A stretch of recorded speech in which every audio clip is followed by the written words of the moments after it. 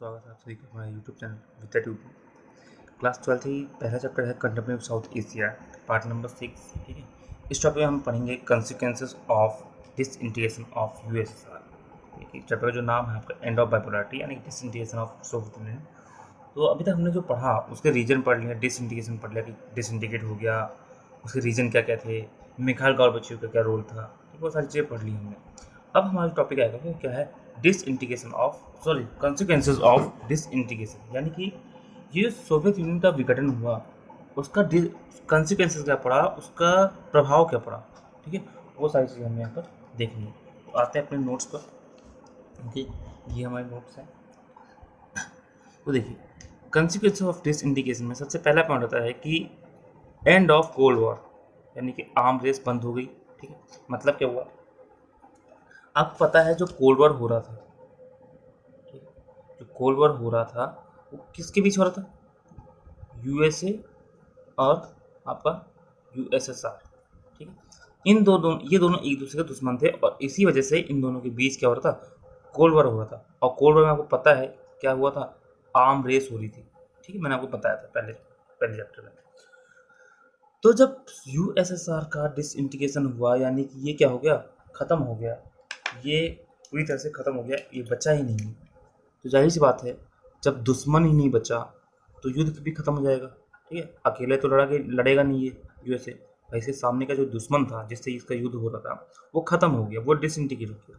तो जाहिर सी बात है, ये वॉर भी क्या हो गया, खत्म हो गया। ठीक है, ये वॉर भी खत्म हो गया। और जब वॉर खत्म हो गई तो जब आर्म रेस हो रही थी, यानी हथियारों के बीच की जो दौड़ हुई थी, ये हथियार बनाते ये भी हथियार बना रहे थे, वो आर्म रेस भी क्या हो गई, खत्म हो गई।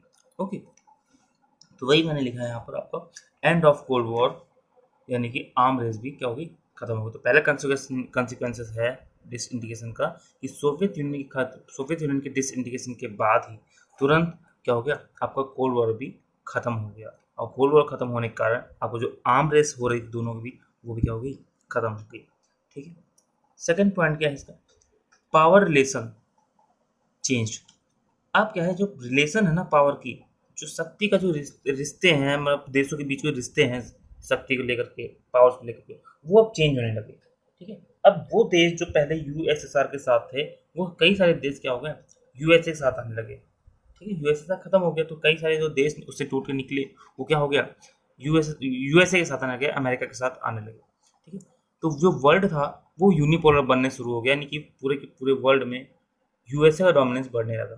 ठीक है, और यूनिपोलर भी बना, और कहीं ना कहीं फिर कुछ समय बाद जो जैसे चाइना, इंडिया, रसिया, ये सारी भी कंट्रीज आगे खड़ी हुई और इन्होंने अपनी पावर गेन करी, और इस तरह से क्या हुआ, जो पूरा वर्ल्ड है वो मल्टीपोलर बन गया। ठीक है, कोल्ड वॉर जब हो रहा था उस समय जो वर्ल्ड था वो बाइपोलर था। इसी चैप्टर का नाम भी है आपका बाइपोलैरिटी, मतलब दो ध्रुव थे, एक यूएसएसआर और एक यूएसए, है ना। तो एक पोल खत्म हो गया तो वो कितना पोल बचा, एक पोल बचा, यानी कि यूनिपोलर, एक ध्रुवीय। तो विश्व है वो अब एक ध्रुवीय बनने लगा, यूएसए का पावर डोमिनेंस बढ़ने लगा। लेकिन प्योरली हम नहीं कहेंगे कि हाँ यूनिपोलर बन गया, क्योंकि कई सारी अलग अलग कंट्री जैसे चाइना, इंडिया, रसिया, ऐसी कई सारी कंट्रीज निकली जिन्होंने पावर गेन किया, और वो क्या बनी, पूरा वर्ल्ड वो मल्टीपोलर बना। ओके, इसके और आगे देखिए, अगर यूएसए का डोमिनेंस बढ़ने लगा, ठीक है, मैंने क्या कहा कि वर्ल्ड वो मल्टीपोलर बनने लगा, भाई जाहिर सी बात है पूरे उसमें यूएसए जीता। ठीक है, और आपका यूएसएसआर जो है वो खत्म हो गया, जाहिर सी बात है, तो बचा कौन, यूएसए। तो लोग भी क्या करेंगे, यूएसए को ज़्यादा मानेंगे कि हाँ यूएसए पावरफुल है, तो यूएसए का डोमिनेंस बढ़ने लगा, यूएसए की पावर बढ़ने लगी। और जो यूएसए जो आइडियोलॉजी थी कैपिटलिज्म, ठीक है, तो कैपिटलिस्ट आइडियोलॉजी या कैपिटलिज्म भी क्या हो गया, वर्ल्ड में बढ़ने लगा। लोग बहुत तेजी से कैपिटलिज्म को अपना रहे हैं। ओके, उनका डोमिनेंस पूरे वर्ल्ड में बढ़ने लगा। ठीक है, तो कहने मतलब जैसे ही इंटीग्रेशन हुआ यूएसएसआर का, सोवियत यूनियन का, वैसे ही आपका जो कैपिटलिस्ट आइडियोलॉजी है वो पूरे वर्ल्ड में एक डोमिनेंट आइडियोलॉजी बन के सामने आई। ओके, वर्ल्ड बैंक, आईएमएफ, ये सब क्या हो गया, पावरफुल हो गए। ठीक है, क्योंकि कोल्ड वॉर खत्म हुआ। कोल्ड वॉर खत्म होने के बाद जब आपको मैं चैप्टर पढ़ाऊंगा ग्लोबलाइजेशन, उसमें मैं आपको एक चीज़ पढ़ाऊंगा कि रीजन ऑफ ग्लोबलाइजेशन। तो उसमें एक चीज़ मैं बताऊंगा, एक लाइन बताऊंगा कि कोल्ड वॉर भी क्या है, कहीं ना कहीं रीजन माना जाता है ग्लोबलाइजेशन के बीच का। ठीक है, ग्लोबलाइजेशन यानी वैश्वीकरण के पीछे शीत युद्ध का खत्म होना यानी एंड ऑफ कोल्ड वॉर को एक बहुत बड़ा रीजन माना जाता है।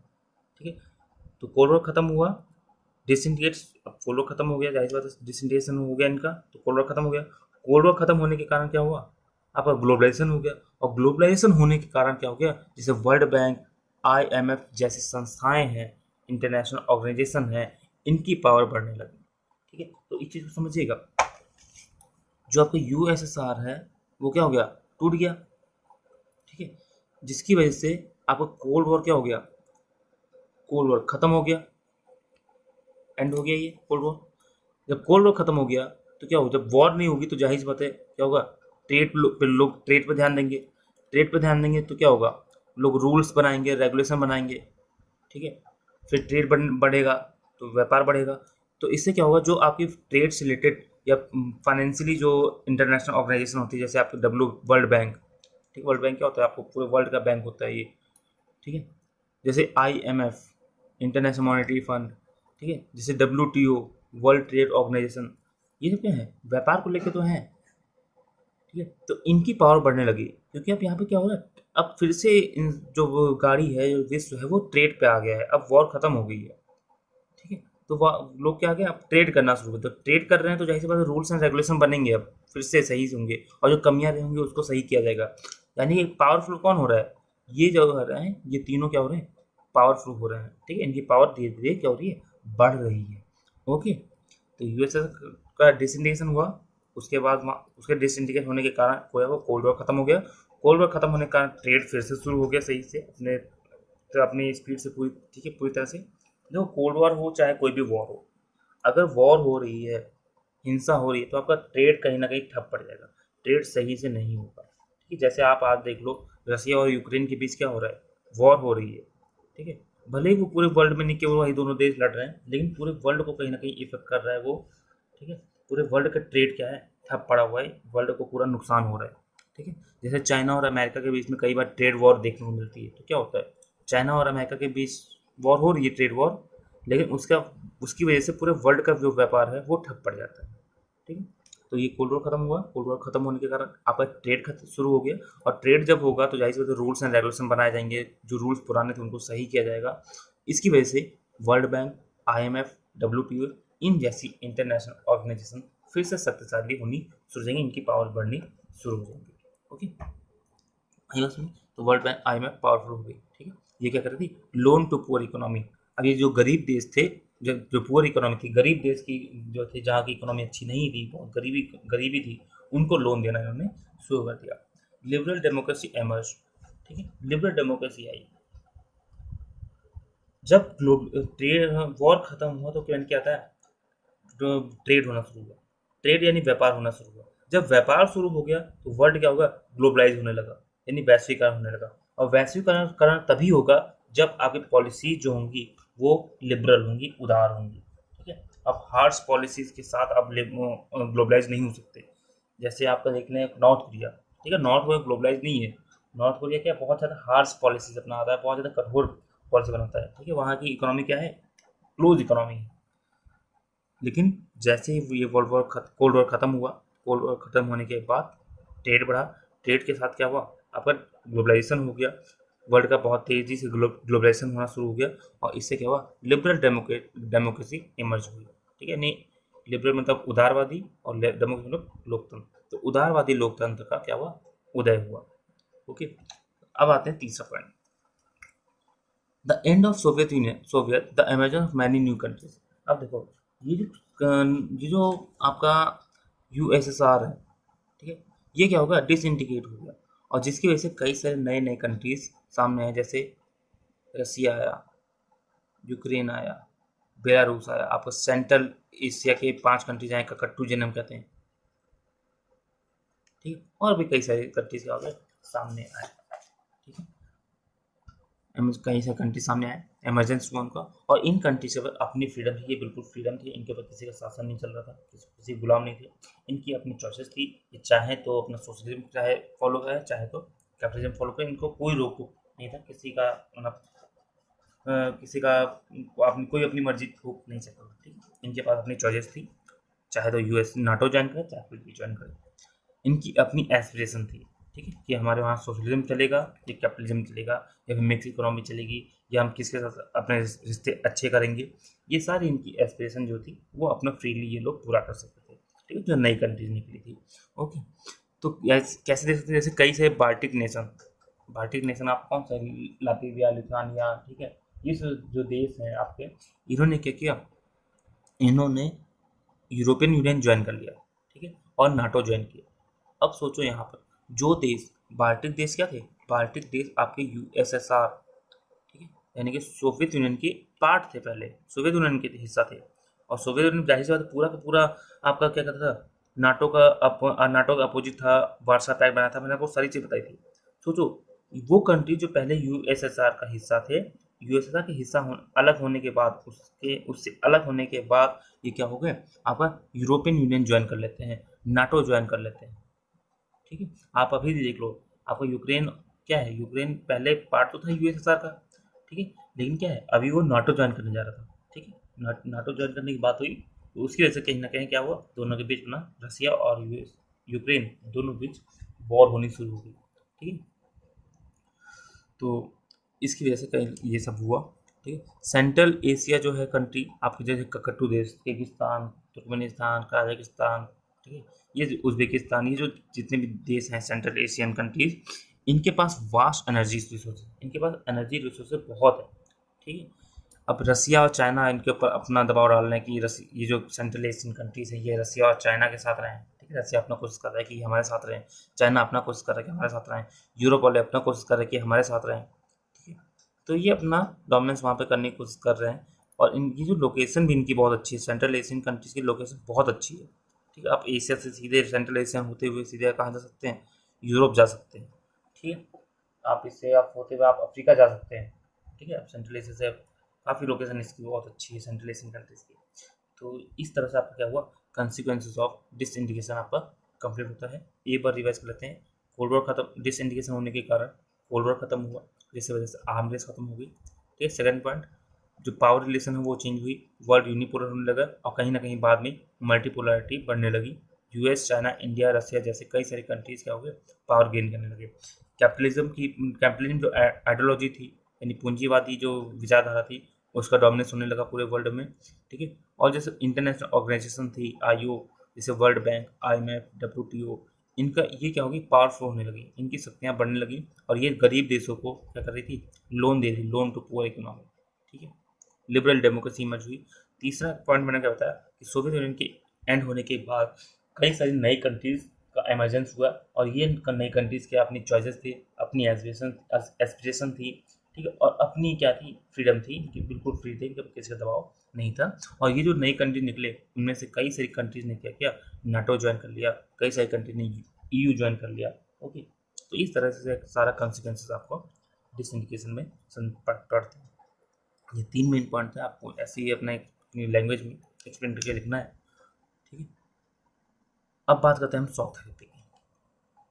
तो शॉक थेरेपी इन पोस्ट कम्युनिकेशन कम्युनिस्ट रीजन, ठीक है, रिजीम्स। शॉक थेरेपी क्या है, शॉक थेरेपी आप कभी मेडिकल टर्म में सुना होगा कि जब कोई इंसान के जैसे एक ऑपरेशन चल रहा हो, उसका एकदम से एक जान चली जाए, ठीक है, वो बोल ना रहा हो, तो आपने देखा होगा कि क्या करते हैं एक मिनट सुन गए, तो क्या करते हैं वो लोग एक ऐसे पैड टाइप का होता है, ठीक है, ऐसे क्लिप टाइप की होती है, इतना बड़ा आपको, इतने बड़े 2 पैड टाइप के होते हैं, ठीक है, उसमें वायर लगी होती है और इसे क्या कहते हैं, जो डेड बॉडी है, ठीक है, उसके चेस्ट पर लगा के इसके ऊपर कोई लिक्विड लगाते हैं, ठीक है, जेल टाइप का, उसे लगा कर क्या करते हैं, आपका इसको शॉक देते हैं, झटके देते हैं, ताकि क्या हो, इसका हार्ट रेट फिर से चलने लगे, शॉक थेरेपी, ओके। तो वो मेडिकल टर्म में होते हैं। सेम शॉक थेरेपी आपकी कंपोस्ट कम्युनिस्ट कंट्री में की गई, तो पढ़ते हैं इसको। सबसे पहली बात आती है what is shock therapy, shock therapy है क्या, तो पढ़ते हैं पहले इसको। The collapse of communism was followed in most of these countries by a painful process of transition from an authoritarian socialist system to democratic capitalist system। यानी कि जो कम्युनिज्म का जो कम्युनिज्म था आपका, ठीक है, ये क्या हो गया, कोलैप्स हो गया। भाई कम्युनिज्म में कोलैप्स ना हुआ होता तो डिसइंटीग्रेशन क्यों होता, ठीक है, डिसइंटीग्रेशन हुआ यानी कम्युनिकेशन कम, जो कम्युनिज्म है वो कोलैप्स हो गया। तो वो जो कंट्री थी जहाँ पर कम्युनिज्म चल रहा था, यानी कि यूएसएसआर के जो भी कंट्रीज थी पहले, ठीक है, अब चाहे यूक्रेन हो, चाहे बेलारूस हो, चाहे रसिया हो, चाहे जो भी कंट्रीज थी, तो पोस्ट कम्युनिस्ट कंट्री जो रही हैं उन्होंने क्या किया, मैं पोस्ट कम्युनिस्ट कंट्री को पीसीसी लिख रहा हूँ, ठीक है, आप समझ जाइएगा। पोस्ट कम्युनिस्ट कंट्री यानी कि जो पहले जहाँ पे कम्युनिज्म था, यूएसए का पार्ट, इनके यहाँ पहले क्या था, पहले ये लोग कम्युनिज्म को फॉलो करते थे, सोशलिज्म को फॉलो करते थे, ठीक है, इनके अथॉरिटेरियन चीज़ें हुई थी। लेकिन जैसे ही कम्युनिज्म जो है वो कोलैप्स कर गया, तो इन्होंने क्या किया, अपने इस सिस्टम को शिफ्ट कर दिया किस side, capitalist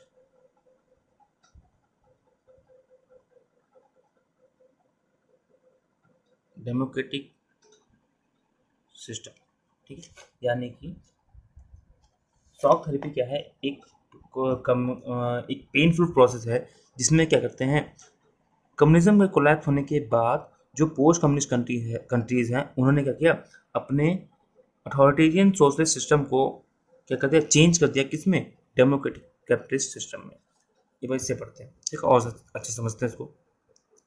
the collapse of communism, ये जो कम्युनिज्म है उसका कोलैप्स होने के बाद was followed in most of these countries, in countries में। अब देखो ये जो है एक चीज़ समझिएगा, शॉक थेरेपी सभी देशों में नहीं की गई थी, ठीक है, ऐसा नहीं कि सारे के सारे जितने भी 15 के 15 देश अलग हुए यूएसएसआर उन सब में शॉक थेरेपी कर दी गई, ऐसा नहीं किया गया था। कुछ देशों में किया गया था, कहीं कुछ ही देशों में कैपिटलिस्ट सिस्टम को लागू किया गया था, नहीं तो ज़्यादातर कहीं ना कहीं आज भी आप देखिए रशिया में क्या है, कहीं ना कहीं आपका सोशलिस्ट सिस्टम देखने को मिलता है, ठीक है, सोशलिज्म देखने को मिलता है।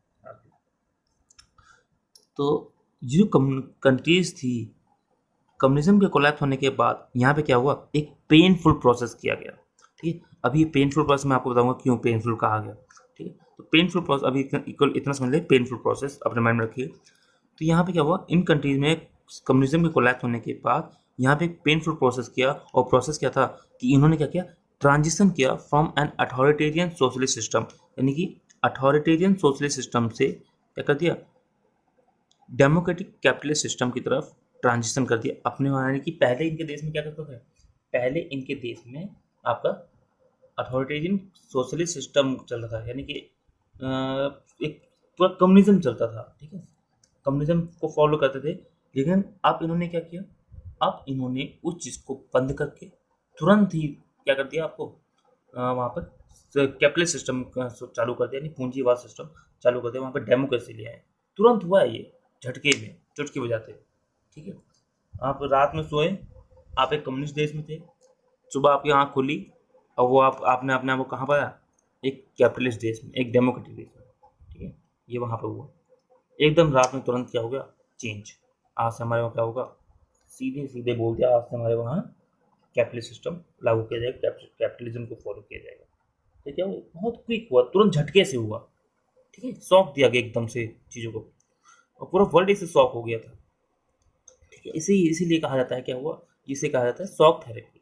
ओके, आपको मैं जब आगे पढ़ाऊंगा कंटेम्प्रेरी साउथ एशिया, और मैं जब चाइना का टॉपिक पढ़ूंगा तो आपको इसमें और समझ में आएगा ये, ठीक है, कि यहाँ पेनफुल प्रोसेस क्यों है, ठीक है। तो एक बार रिवाइज कर लेते हैं कि शॉक थेरेपी क्या है। शॉक थेरेपी एक पेनफुल प्रोसेस है जिसमें ये जो पोस्ट कम्युनिस्ट कंट्रीज हैं उन्होंने क्या किया, अपने सिस्टम को, यानी सोशलिस्ट सिस्टम को, अथॉरिटेरियन सोशलिस्ट सिस्टम को का ट्रांजिशन किया किसकी तरफ, कैपिटलिज्म की तरफ, डेमोक्रेटिक सिस्टम की तरफ, ठीक है, लोकतंत्र की तरफ या पूंजीवादी सिस्टम की तरफ ट्रांजिशन किया उसका। ओके, पहले जहाँ इसको फॉलो करते थे लोग, अब लोग क्या कर रहे हैं, इसको फॉलो कर रहे हैं, यानी डेमोक्रेटिक कैपिटलिस्ट सिस्टम को फॉलो कर रहे हैं। ओके, या थोड़ी तबीयत खराब है तो इतना मत माइंड कीजिएगा, ठीक। अब बात करते हैं शॉक थेरेपी में क्या क्या आती हैं चीज़ें, इसमें क्या क्या चीज़ें हुई तो देखते हैं। पहला पॉइंट क्या है, each of these countries shifted to capitalist economy, ठीक है। देखो ये जो मैं बताया, ये तो डेफिनेशन थी आपको कहीं एक नंबर में अगर पूछा जाए, ठीक है, एक नंबर में, 2 नंबर में शॉक थेरेपी आए लिखने के लिए, तो आप ये डेफिनेशन लिख सकते हैं। लेकिन अगर डिटेल में आ जाए तो शॉक थेरेपी अकेले नहीं पूछेगा डिटेल में। शॉक थेरेपी जब भी पूछेगा वो कंसिक्वेंसेस पूछेगा, ठीक है। तो कंसिक्वेंसेस लिखने के साथ साथ आपको ये भी लिखना पड़ेगा, ठीक है ना। तो शॉक थेरेपी में क्या क्या चीज़ें और हुई।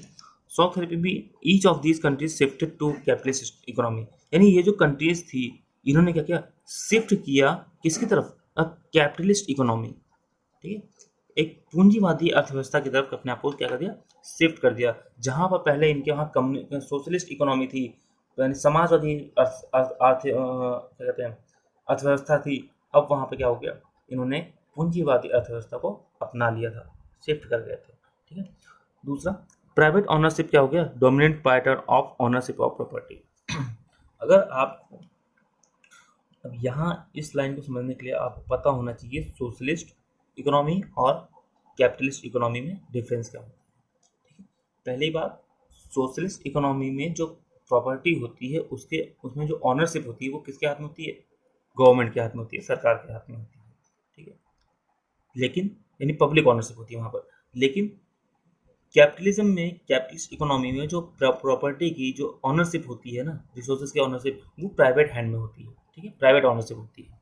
तो जाहिर सी बात, अब देखो यहाँ क्या कर रहे हैं ये लोग, क्या कर रहे हैं, सोशलिज्म से कैपिटलिज्म की तरफ जा रहे हैं, यानी समाजवाद से पूंजीवाद की तरफ जा रहे हैं। तो जाहिर सी बात है, जो पहले प्रॉपर्टी सरकार के हाथ में थी, अब वो प्रॉपर्टी का ऑनरशिप किसके हाथ में आएगा, प्राइवेट हैंड के हाथ में आएगा, यानी प्राइवेट निजी लोगों के हाथ में आना शुरू हो जाएगा, ठीक है। कहने का मतलब अगर दूसरे शब्दों में कहें तो जो प्राइवेट ऑनरशिप है वो डोमिनेंट पैटर्न बन गया ऑनरशिप ऑफ प्रॉपर्टी का, ठीक है।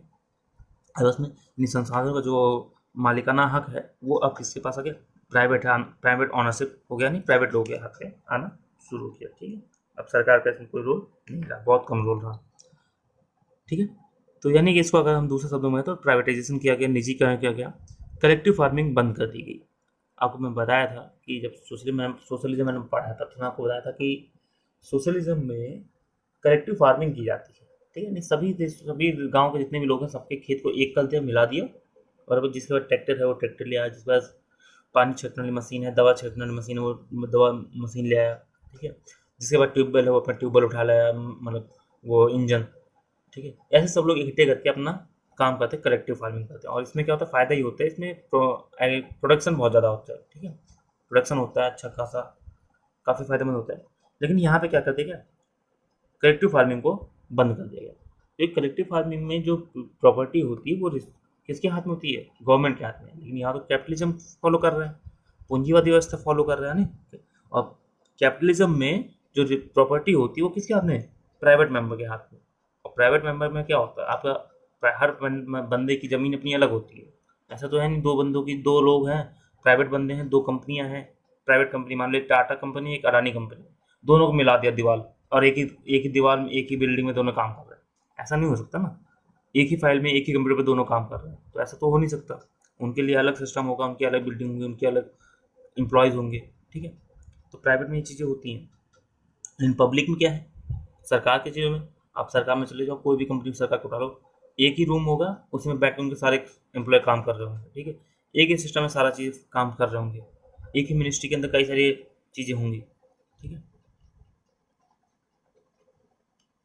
तो कलेक्टिव फार्मिंग यहाँ पे बंद कर दी गई, और थर्ड वे का रास्ता बंद हो गया, ठीक है। यानी कि जो सरकार हस्तक्षेप करती थी पहले वो ख़त्म कर देगा, डिमांड सप्लाई के हिसाब से सारी चीज़ें चल रही हैं अब।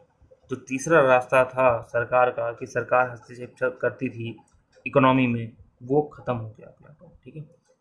Drastic change in the external orientation of this economies. और क्या हुआ, इनके ये जो इकोनॉमी थी, जो ये कंट्रीज थी, इनकी अ, और इनकी क्या कहते हैं इकोनॉमीज में, इनकी इकोनॉमी में एक एक्सटर्नल ओरिएंटेशन में क्या हुआ, ड्रास्टिक चेंज देखा गया, मतलब इनकी इकोनॉमी चेंज होनी शुरू हो गई।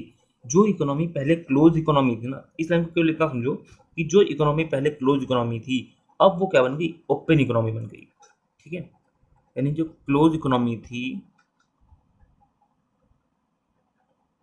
अब वो क्या बन गई, ओपन इकोनॉमी बन गई, ठीक है। तो क्या हो रहा है, ये ड्रास्टिक चेंज ही तो है, एक बिल्कुल चेंज आ रहा है, एकदम से चेंज कर दिया चीज़ों को।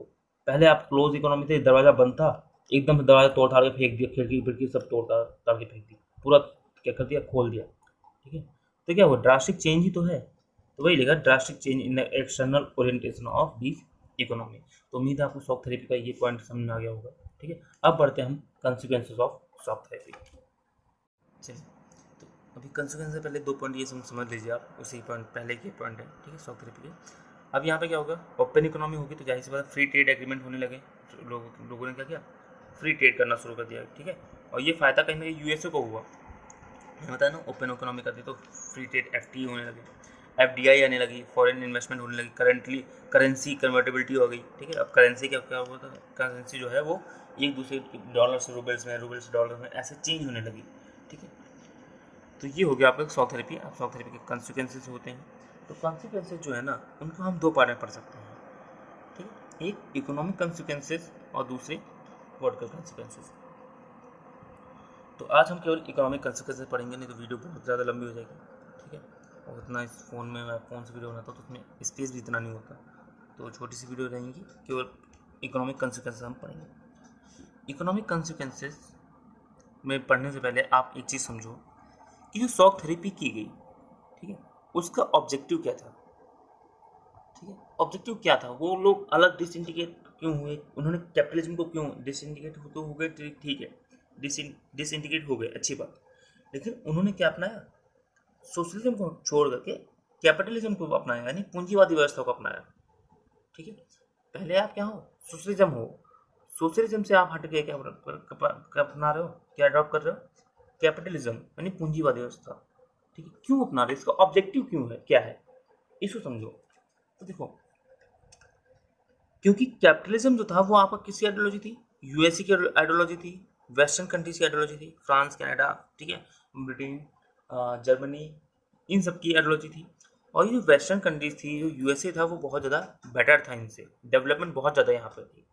तो इन लोगों ने सोचा कि अगर हम भी कैपिटलिज्म को अपनाते हैं तो हमारे वहाँ भी क्या आएगी, डेवलपमेंट आएगी, हम भी क्या करेंगे, डेवलप हो जाएंगे, हमारे वहाँ भी कंडीशन क्या होगी, बेटर होगी, हम भी अच्छे हो जाएंगे। ठीक है, इन्होंने ऐसा सोचा, इनका ऑब्जेक्टिव यही था कि डेवलपमेंट करने के लिए हमें क्या करना पड़ेगा, आपको कैपिटलिज्म को ही अपनाना पड़ेगा। क्यों, एक यूएसए और वेस्टर्न कंट्रीज क्या है, बहुत ज़्यादा डेवलप हैं, क्योंकि वहाँ पे कैपिटलिज्म है, पूंजीवादी व्यवस्था है। तो इस ऑब्जेक्टिव के साथ, इस एम के साथ इन्होंने क्या किया, कैपिटल शॉक थेरेपी की, कैपिटलिज्म को अपनाया। लेकिन वाज इट अचीव्ड, क्या ये अचीव हुआ था, ठीक, क्या इनका जो ऑब्जेक्टिव था कि डेवलपमेंट हम करेंगे कैपिटलिज्म को फॉलो करके, क्या ये कंप्लीट हुआ, क्या ये अचीव कर पाए, तो ये अचीव नहीं हुआ था। ठीक है, इन्होंने अच्छी से किया तो था, इनका ऑब्जेक्टिव बहुत अच्छा था। ठीक है, उसमें कोई दो राय नहीं है कि इनका ऑब्जेक्टिव नहीं था, इन्होंने ऐसे ही कर दिया, ऐसा कुछ नहीं था। इनका ऑब्जेक्टिव बहुत अच्छा था, देश के लिए फायदे में था, देश को डेवलपमेंट करना चाहते थे, सब कुछ अच्छा था, लेकिन ये कर नहीं पाए। ठीक है, कहीं ना कहीं ये फेल हो गए, और वो फेल क्यों हो गए थे अभी आप आगे समझेंगे। ठीक है, ये फेल हो गए, ऑब्जेक्टिव तो अचीव नहीं हुआ, बल्कि और क्या हो गया, कंडीशन और ज़्यादा बुरी हो गई। ठीक है, सोचो, आपका देश में पहले से ही भुखमरी है, पहले से ही आपकी इकोनॉमी खराब हो रखी है, पहले से ही पॉलिटिकल क्राइसिस आ रखे हैं, उसके बाद आप शॉक थेरेपी करते हैं अच्छी चीज़ों को सुधारने के लिए, चीज़ों को सही करने के लिए, चीज़ों को ट्रैक पे लाने के लिए, इकोनॉमी को ट्रैक पे लाने के लिए, पॉलिटिकल चीज़ों को ट्रैक पे लाने के लिए, लेकिन आपका ऑब्जेक्टिव पूरा नहीं होता है, और आप क्या आ जाता है, इकोनॉमिक एंड पॉलिटिकल क्राइसिस आ जाते हैं। ठीक है, उल्टा इफेक्ट पड़ जाता है।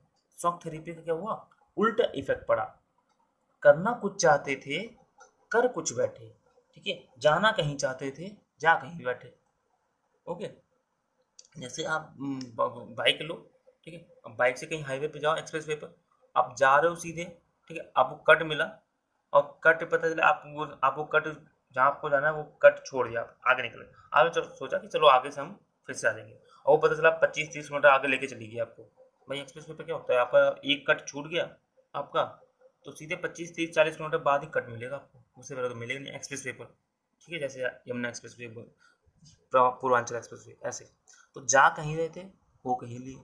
ठीक है, आपको जैसे यहाँ से मान लीजिए लखनऊ जाना है, ठीक है, लखनऊ की ट्रेन पकड़ी आपने, आपको आपको लखनऊ जाना है तो लखनऊ की ट्रेन पकड़ेंगे। जैसे दिल्ली में बैठा हूँ, तो अगर दिल्ली से कोई बंदा लखनऊ जाता है तो क्या करेगा, लखनऊ की ट्रेन पकड़ेगा ना।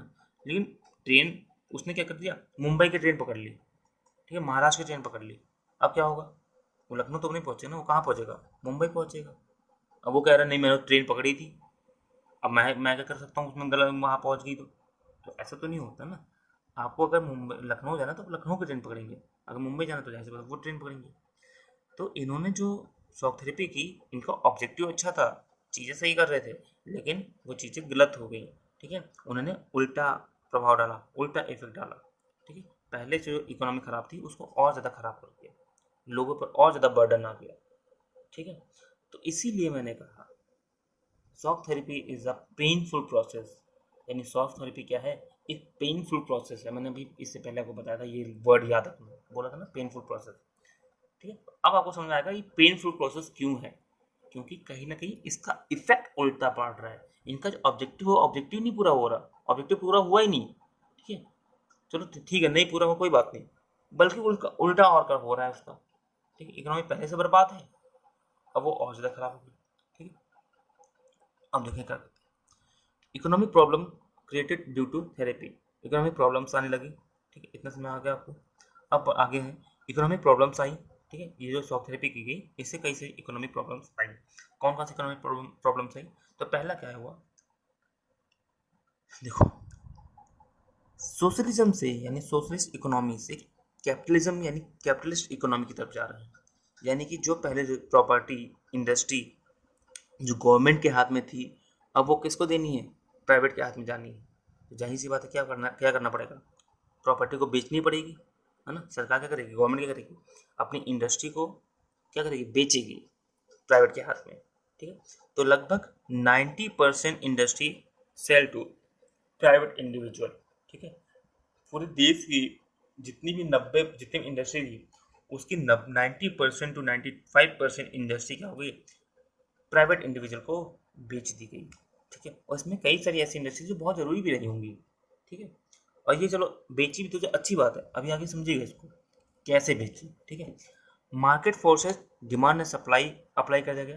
भाई कैपिटलिज्म में अगर आप थ्योरी जब पढ़ते हैं तो उसमें क्या होता है कि एडम स्मिथ ने क्या कहा था कि जो भी इकोनॉमी है वो डिमांड एंड सप्लाई के हिसाब से होना चाहिए, यानी मार्केट फोर्स के हिसाब से होना चाहिए, उसमें गवर्नमेंट को कोई भी इंटरफेयर नहीं करना चाहिए। तो इन्होंने क्या किया, इन्होंने कैपिटलिज्म को अपनाया ना। पहले पहले सोशलिज्म चल रहा था, तो जाहिर से वहाँ पर थर्ड वे था, गवर्नमेंट इंटरफेयर करता था।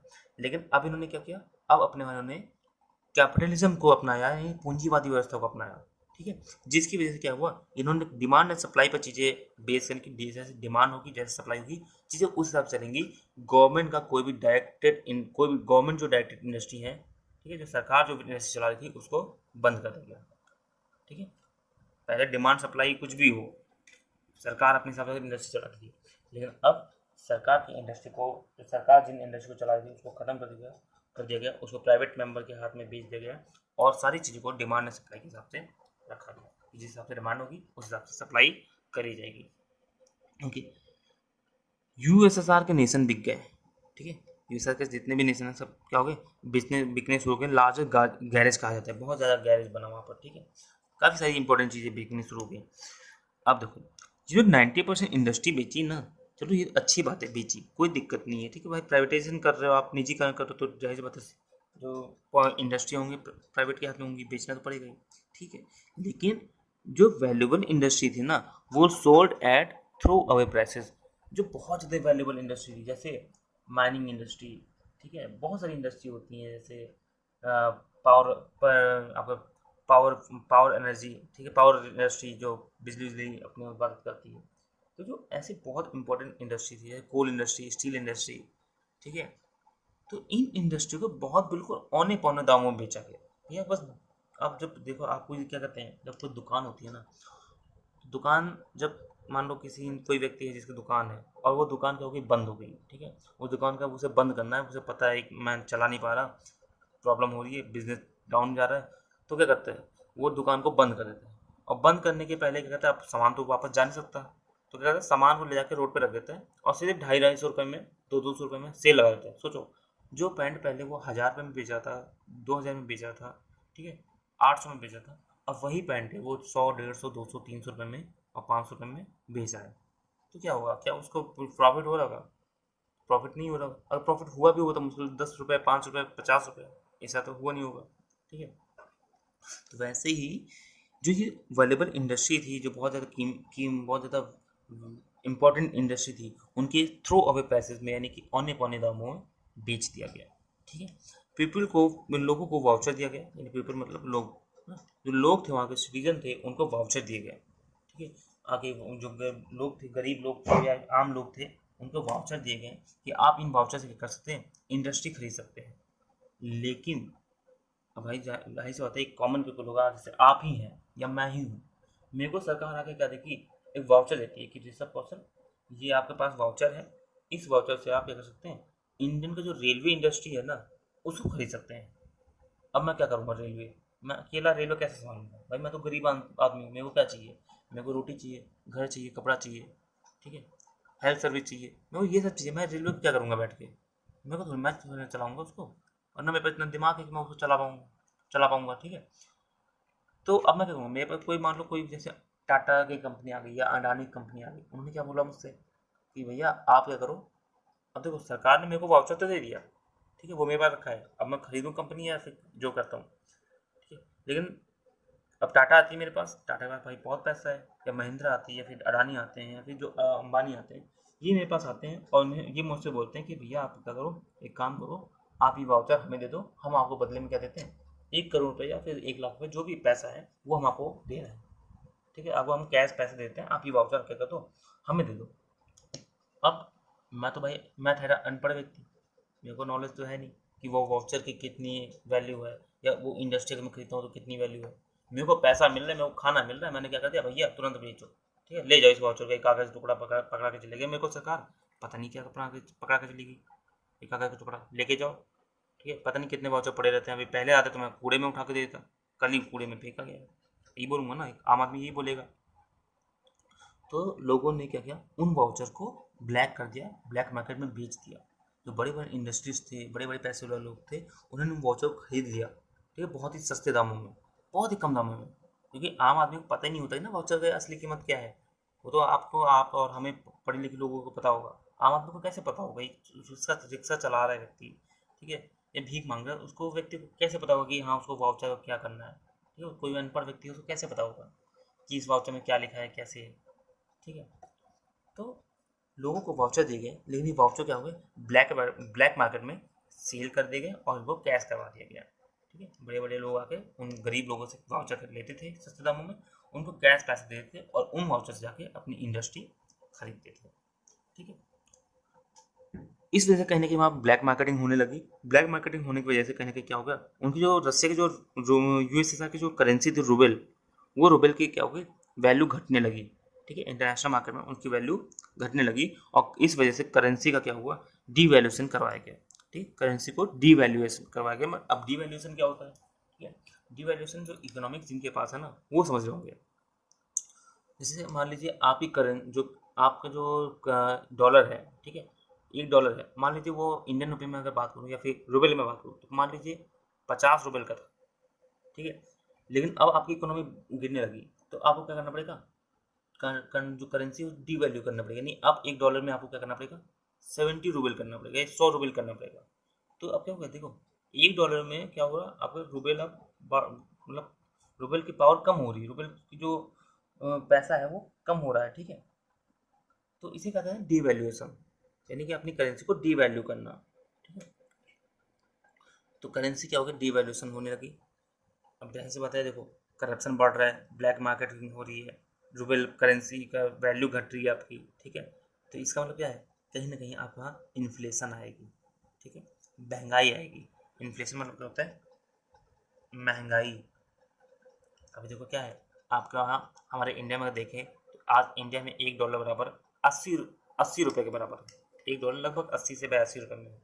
देखो महंगाई कितनी आ रही है। ठीक है, आपके टमाटर 200 रुपये किलो हो गए।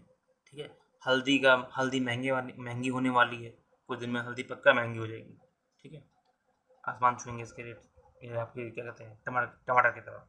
पेट्रोल देख लो कितना महंगा है, सोना और चांदी की रेटें देख लो। ठीक है, चांदी आपके 80,000 में पहुंच रही है। तो क्या है, ये इन्फ्लेशन ही तो है। और ये इन्फ्लेशन क्यों बढ़ रही है, क्योंकि हमारी जो इकोनॉमी है वो कहीं ना कहीं जो करेंसी है वो महंगी होती चली जा रही है। ठीक है, मतलब डॉलर के मुकाबले वो कमज़ोर हो रही है। ठीक है, इन्फ्लेशन होने लगेगा। अब इन्फ्लेशन, महंगाई बढ़ेगी तो जाहिर पता है लोगों जो पैसा है, जो उनके पास इनकम है, वो चीज़ें खरीदने में जा रहा है। मतलब अब भाई महंगाई हो गया ना, पहले 100 रुपये में 2 किलो आलू ले आते थे, 3 किलो आलू ले आते, अब 100 रुपये में 1 किलो आलू आ रहा है, वो भी 1 किलो नहीं आ रहा, कम ही आ रहा है। तो क्या होगा, अब पैसा आपके पास बचेगा नहीं, अब पैसा बचेगा नहीं तो आप सेविंग नहीं कर पाएंगे। ठीक है, महंगाई आ गई ना, महंगाई में आप सेविंग नहीं कर सकते, आप इनकम आपकी उतनी ही है, महंगाई बढ़ गई, अब उतना रुपये आपका पूरा खर्च चलाने में हो गया, तो सेविंग कहाँ से होगी, और सेविंग नहीं होगी तो इन्वेस्टमेंट भी नहीं होगी। ठीक है, निवेश भी नहीं होगा, सेविंग नहीं होगी तो, यानी बचत नहीं होगी तो। मैं अगर मेरे अकाउंट में पैसे होंगे, जब मेरे अकाउंट में सेविंग होगी, तभी तो मैं उसको इन्वेस्ट करूँगा, मैं लैपटॉप लेके आऊँगा, कैमरा लेके आऊँगा, लाइट लगाऊँगा अच्छी, एक आईपैड लेके आऊँगा, तभी तो इन्वेस्ट करूँगा ना। मेरे पास अकाउंट में पैसे ही नहीं है तो मैं कहाँ से लेके आऊँगा। ठीक है, और पैसे क्यों नहीं है, क्योंकि इन्फ्लेशन है, महंगाई है, मैं सारा पैसा आपका महंगाई में चला जाता है जितनी इनकम होती है। ठीक है, तो ये सिस्टम है, तो इन्फ्लेशन आपकी बढ़ने लगी, सेविंग खत्म होगी, कलेक्टिव फार्मिंग खत्म कर दी गई। ठीक है, अब तो कलेक्टिव फार्मिंग खत्म कर दी गई। ठीक है, यानी कि एग्रीकल्चर प्रोडक्शन कहीं ना कहीं अब कम होगा, जिससे क्या होगा, फूड सिक्योरिटी पर खतरा आ जाएगा। ठीक है, पहले क्या था, सोशलिज्म था, वहाँ पर सभी लोगों को मिनिमम लिविंग स्टैंडर्ड डिफाइंड थे, लेकिन अब क्या हुआ, ऐसा सब कुछ खत्म कर दिया गया। ठीक है, अब फूड सिक्योरिटी कहीं ना कहीं खतरा पे आ जाएगी।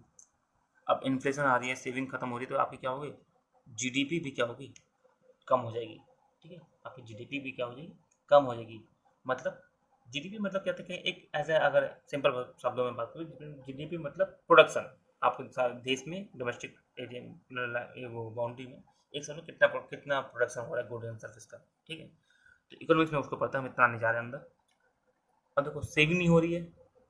ठीक है, सेविंग नहीं हो रही, इन्फ्लेशन बढ़ रहा है, अब महंगाई बढ़ेगी तो जाहिर सी बात है, जब टमाटर महंगा हो गया आज, तो क्या होगा, क्या उसकी डिमांड उतनी रहेगी, क्या मिडिल क्लास लोग उसे खाएंगे, बिल्कुल नहीं लेंगे। ठीक है, तो इन्फ्लेशन हो गया तो उसका क्या होगा, डिमांड कम होगी, और डिमांड जब कम होगी तो जाहिर सी बात है उसका प्रोडक्शन भी कम हो जाएगा। ठीक है, मान लीजिए, एक एग्जांपल समझिए इसको। ठीक है, एक शर्ट है,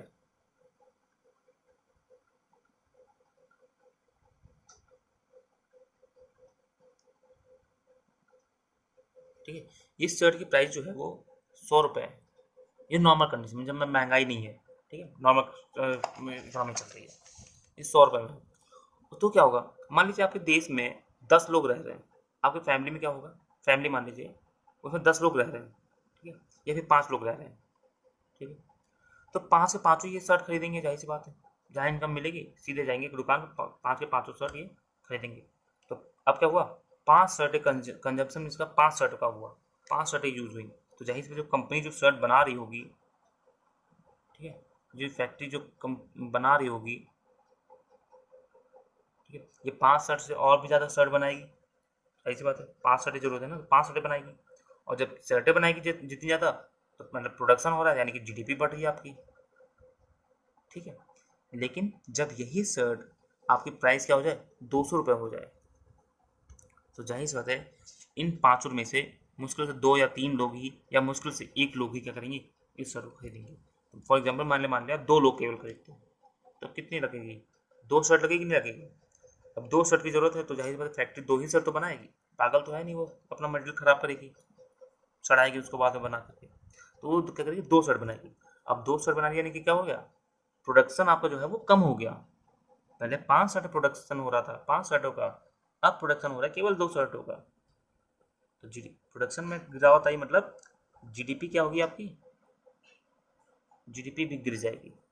और जीडीपी का फुल फॉर्म होता है, फुल फॉर्म एक बार जान लीजिए, ग्रॉस डोमेस्टिक प्रोडक्ट।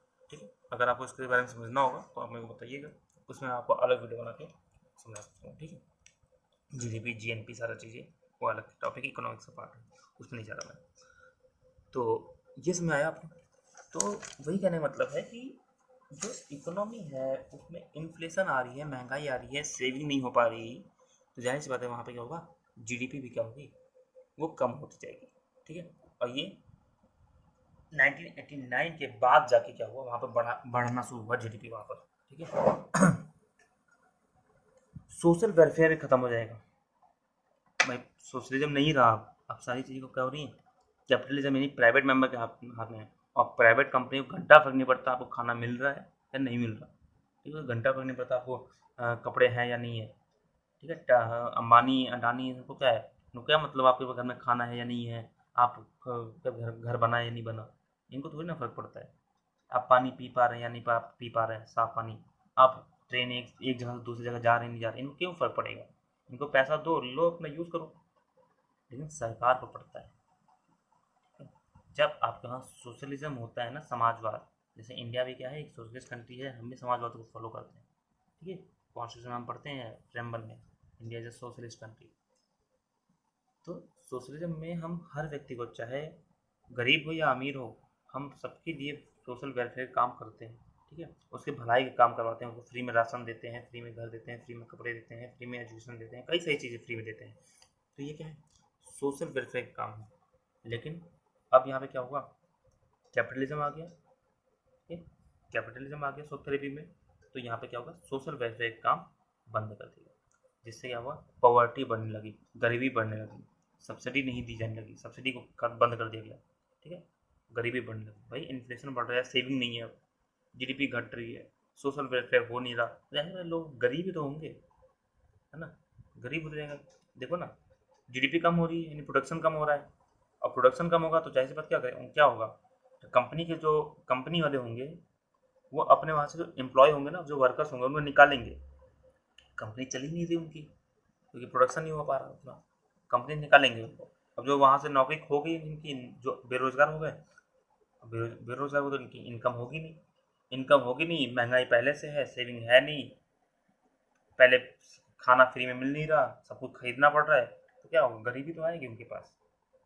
ठीक है, तो ये सारी चीज़ें हुई, एक साथ ये सब जो है इधर की जो पॉइंट बताया ना, ये सब एक दूसरे से जुड़ी हुई है। ठीक है, इसको आप समझिएगा बहुत अच्छे से। अगर आपको समझ नहीं आया तो एक बार फिर से देखिएगा, और फिर भी नहीं समझ आएगा, अगर आपको इतना पॉइंट समझ में आएगा, आना समझना है ना, तो मेरे को आप कमेंट कर दीजिएगा। ठीक है, मैं आपके लिए इसके ऊपर अलग वीडियो बनाऊंगा। इकोनॉमिक्स, वो इकोनॉमिक्स में पढ़ते हैं इस चीज़ को, हम क्या पढ़ते हैं, इकोनॉमिक्स में पढ़ते हैं। ठीक है, तो वहाँ के जो इकोनॉमिक्स पढ़े हुए हैं बच्चे, ठीक है, उनको ये चीज़ें ज़्यादा अच्छे से समझ आ जाएंगी। लेकिन आप बस ओवरऑल समझ लीजिए कि इन्फ्लेशन बढ़ रही है, सेविंग घट रही है, जीडीपी कम हो रही है, पॉवर्टी बढ़ रही है, और सोशल वेलफेयर काम बंद हो रहे हैं, कलेक्टिव फार्मिंग बंद हो रही है। अब mafia emerge controlling many economic activities. अब अगला पॉइंट क्या है, कई सारे माफिया इमर्ज हुए। रशियन माफिया नाम सुना होगा आपने, ठीक, कई सारे मूवीज में नाम आता है, रशियन माफिया पूरे वर्ल्ड में फेमस है, रशिया की माफिया। ठीक है, तो रशिया में कई सारे माफिया इमर्ज हो गए। ये मैं बताया ना, वाउचर लोगों से खरीद रहे थे औने पौने दामों में, तो वाउचर कौन खरीदा, ये माफिया लोग खरीदे थे ब्लैक मार्केट करके। ठीक है, माफिया लोग क्या करने ने क्या किया, वाउचर खरीद लिया और कंपनी को खरीद लिया अपने। अब वाउचर सारे आ गए, वो वाउचर किसके थे, गरीबों के लिए थे, सस्ते दामों में, तो इन्होंने वहाँ से सस्ते दाम में खरीदा और बढ़िया अपनी कंपनी खरीद ली। ठीक है, तो कई सारे इकोनॉमिक एक्टिविटीज जो है वो माफिया लोग कंट्रोल कर रहे थे। ठीक है, और जो रसिया था वो पुअर हो गया और कुछ पार्ट उसका रिच हो गया। ज़्यादातर जो रसिया है, जैसे ये मान लो रसिया है, इसका जो ईस्टर्न पार्ट है, ठीक है, ये पार्ट ईस्ट पार्ट, ये आपका पुअर हो गया, और ये जो वेस्टर्न पार्ट है ये क्या हो गया, आपका रिच हो गया। ठीक है, आप देख लीजिए ना, इसी पार्ट में आपका इसकी रसिया की राजधानी है मैक्सिको, अरे सॉरी, आपका मॉस्को। ठीक है, मॉस्को यहीं पर है आपका, वेस्टर्न रीजन में। तो ये पार्ट रिच हो गया, ये पार्ट क्या हो गया, पुअर हो गया।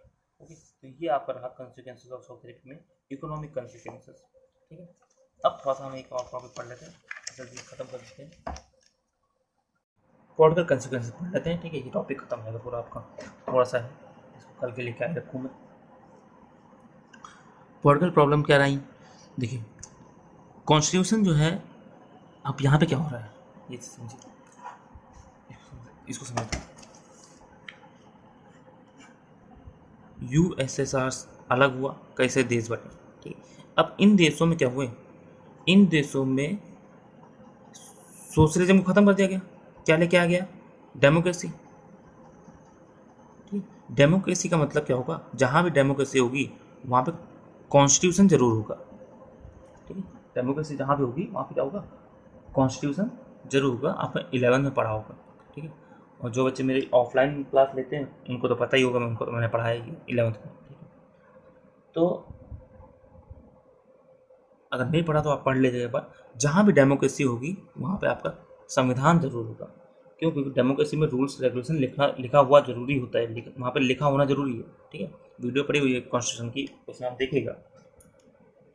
तो यहाँ पर जो कॉन्स्टिट्यूशन बना वो बहुत, अब डेमोक्रेसी अपना रहे हैं तो वही सी बात है, कॉन्स्टिट्यूशन तो बनेगा ही, संविधान बनेगा। क्योंकि संविधान जो बना रहे हैं ना, ये बहुत ज़्यादा जल्दबाजी में बना रहे हैं, बहुत ज़्यादा जल्दबाजी में, एकदम से शौक खरीदी बहुत जल्दी तेज़ी से करी गई थी, बहुत जल्दी में, जल्दबाजी में। ठीक है, तो कॉन्स्टिट्यूशन ड्राफ्टेड इन अ हरी, कॉन्स्टिट्यूशन को यानी संविधान को बहुत ज़्यादा जल्दबाजी में बनाया गया, और जिसकी वजह से कहीं ना कहीं क्या होगा, स्ट्रॉन्ग एग्जीक्यूटिव हो गई। ठीक है, इनकी जो कार्यपालिका थी ना, वो काफ़ी स्ट्रॉन्ग हुई, काफ़ी ज़्यादा अथॉरिटेटिव हो गई, मतलब बहुत ज़्यादा मजबूत हो गई। ठीक है, फॉर एग्जाम्पल रशिया में देखिए आप, क्या रशिया में कार्यपालिका इतनी मजबूत हो गई कि जब पुतिन बैठे हैं गद्दी पर, उन्होंने क्या कर दिया, अपने आप का एक्शन करना शुरू कर दिया और हमेशा के लिए अपने आप को प्रेसिडेंट बना दिया। लेकिन इंडिया में देखिए क्या है, इंडिया में आपका जो एग्जीक्यूटिव हो इतना ज़्यादा मजबूत नहीं है। ठीक है सर, उनका अपना कार्यकाल होता है, खत्म होता है, वो अपने कार्यकाल को एक्सटेंड नहीं कर सकते। हाँ, इमरजेंसी पीरियड हो तो बात अलग है, वो भी लिखित उसमें होना चाहिए। तो कॉन्स्टिट्यूशन ड्राफ्ट किया गया बहुत ज़्यादा जल्दबाजी में, जिसकी वजह से एग्जीक्यूटिव यानी कार्यपालिका बहुत ज़्यादा कठोर हो गई, स्ट्रॉन्ग हो गई, मजबूत हो गई। सेंट्रल एशियन प्रेसिडेंट, अब इसका एग्जाम्पल क्या है, सेंट्रल एशिया के जो कंट्री हैं उनके जो प्रेसिडेंट हैं, सेंट्रल एशिया के जो कंट्री हैं उनके प्रेसिडेंट ने बहुत ज़्यादा ग्रेट पावर, उनके पास बहुत ज़्यादा पावर आ गई, हैड ग्रेट पावर, उनके पास बहुत ज़्यादा पावर आ गई, बहुत ज़्यादा शक्ति आ गई, और ये एट लास्ट क्या बन गए, अथॉरिटेटिव सिस्टम बन गए। ठीक है, अथॉरिटेटिव सिस्टम बन गए। तो इस तरह से क्या हुआ, वहाँ पर चीज़ें क्या हुई, पॉलिटिकल क्राइसिस आना शुरू हो गई। जैसे एग्जाम्पल देखो, प्रेसिडेंट ऑफ तुर्कमेनिस्तान और उज्बेकिस्तान, एक देश है तुर्कमेनिस्तान, सेंट्रल एशिया का देश है, एक तुर्कमेनिस्तान और एक देश है उज्बेकिस्तान। इनके जो प्रेसिडेंट है ना, इन्होंने अपना ईयर क्या किया, अपने जो साल था ना, कार्यकाल टेन्योर, उसको 10 साल तक एक्सटेंड कर दिया। ठीक है, 10-10 साल कई बार एक्सटेंड हुए हैं यहाँ पर। तो इनका कार्यकाल अपने आप को क्या कहते हैं, एक्सटेंड कर दिया, संविधान से ऊपर अपने आप को रख दिया कि जो हम कह रहे वही होना है। ठीक है, संविधान में लिखा है 5 साल, कोई बात नहीं, लिखा रहने दो, बाढ़ में जाए, हम 10 साल शासन करेंगे। तो अपने यहाँ पे क्या हो रहा है, ये कहीं ना कहीं अथॉरिटेटिव हो रहे हैं कि नहीं हो रहे। ओके, तो ये सारे पॉलिटिकल क्राइसिस वहाँ पर आने शुरू हो गए। लेकिन अब समझने की बात है, ये तो हो गए निगेटिव पॉइंट, कंसिक्वेंसेस। लेकिन ऐसा नहीं था कि सारी चीज़ें गलत हुई, कुछ चीज़ें अच्छी भी हुई, उनको भी लिखना जरूरी है। ठीक है, तो रेज ऑफ होप, मैंने एक हेडिंग ली है अपने नोट्स में, रेज ऑफ होप, आशा की किरण। वहाँ पे एक आशा की किरण भी दिखाई दी। ठीक है, ये चीज़ खराब हुई, ठीक है, 1919 तक, 1999 तक ये चीज़ें चलती नहीं खराब, लेकिन जैसे 2000 आया, ईयर 2000, वहाँ से चीज़ें बदलनी शुरू हुई, एक आशा की किरण देखनी शुरू हो गई। उसमें 2000 से रसिया रिवाइविंग इकोनॉमी, 2000 से क्या मतलब ईयर 2000 से रशिया ने अपनी इकोनॉमी को रिवाइव करना शुरू कर दिया। ठीक है, या रशिया क्या कर रहा है, रिफॉर्म कर रहा है, कई सारी चीज़ सुधार रहा है और अपनी इकोनॉमी को फिर से रिफॉर्म कर रहा है। और देख लो आपकी इकोनॉमी क्या है, रशिया की बहुत अच्छी इकोनॉमी हो गई है। ठीक है, इस समय थोड़ा सा वॉर की वजह से थोड़ा सा डाउन हो गई है, लेकिन इकोनॉमी अच्छी है उसकी। Natural resources, oil gas minerals, ठीक है, इन्होंने क्या किया, रसिया ने नेचुरल रिसोर्सेज निकालना शुरू किया, ऑयल गैस मिनरल्स इन सब का निकालना शुरू किया धरती अपनी ज़मीन से, उसको बेचना शुरू कर दिया। ठीक है, ऑयल एक्सपोर्टर देश बन गए अजरबैजान, कजाकिस्तान, रसिया, तुर्कमेनिस्तान, उज्बेकिस्तान, ये सभी देश क्या बन गए, ऑयल एक्सपोर्टर देश बन गए। ठीक है, oil gas, Azerbaijan, Kazakhstan, Turkmenistan, Uzbekistan, ये जो सेंट्रल एशियन कंट्रीज हैं, रसिया। ठीक है, सेंट्रल एशिया में बहुत ज़्यादा रिसोर्सेज, गैस, ऑयल बढ़िया पाए जाते हैं, काफ़ी अच्छी मात्रा में पाए जाते हैं। रसिया में गैस गैस वैस ऑयल पेट्रोलियम बहुत अच्छा पाया जाता है। तो इन्होंने क्या किया, वहाँ से निकालना शुरू किया और उसको पूरे वर्ल्ड में बेचना शुरू कर दिया। ठीक है, ऑयल पाइपलाइन बिछाई गई। ठीक है, जैसे तापी तापी पाइपलाइन बिछाई गई। तापी का फुल फॉर्म बताइएगा मेरे को, क्या तापी का फुल फॉर्म क्या होता है। ठीक है, इसमें ये बता दूँ, I for India, P for Pakistan और ए फॉर अफगानिस्तान। अब टी फॉर बताइएगा, टी फॉर क्या होगा, इन्हीं देशों में से कोई एक। ठीक है, इन्हीं देशों में से एक है, तो सामने दिख रहा है, जाहिर सी बात है, तुर्कमेनिस्तान। ठीक है, ये बताता हूँ, तो तुर्कमेनिस्तान, अफगानिस्तान, पाकिस्तान और इंडिया के बीच एक पाइपलाइन बिछाई गई, जिससे क्या होगा, तुर्कमेनिस्तान से क्या होगा आपका क्या हुआ, जो पेट्रोलियम होगा, जो गैस पाइपलाइन होगी वो उससे अपना पेट्रोल और गैस लेके आएंगे। मैन्युफैक्चरिंग हब स्टार्ट हुए, अब मैन्युफैक्चरिंग हब स्टार्ट होना शुरू हो गए। तो इन सब चीज़ों, ये सब चीज़ों में आशा किरण दिखाती है। ओके, तो उम्मीद है आपको ये चैप्टर समझ में आया होगा। ठीक है, आज हमने क्या क्या पढ़ा, आपका कॉन्सिक्वेंसेज ऑफ डिसइंटीग्रेशन पढ़ लिया। ठीक है, शॉक थेरेपी पढ़ ली, शॉक थेरेपी का कॉन्सिक्वेंस पढ़ लिया, और ये चैप्टर आपका लगभग 80% कंप्लीट हो गया। अब 2 टॉपिक पढ़े हैं, बचे हैं, टेंशन कॉन्फ्लिक्ट और इंटरकंस्टेंट। ठीक है, इसे हम देखेंगे अगले क्लास में।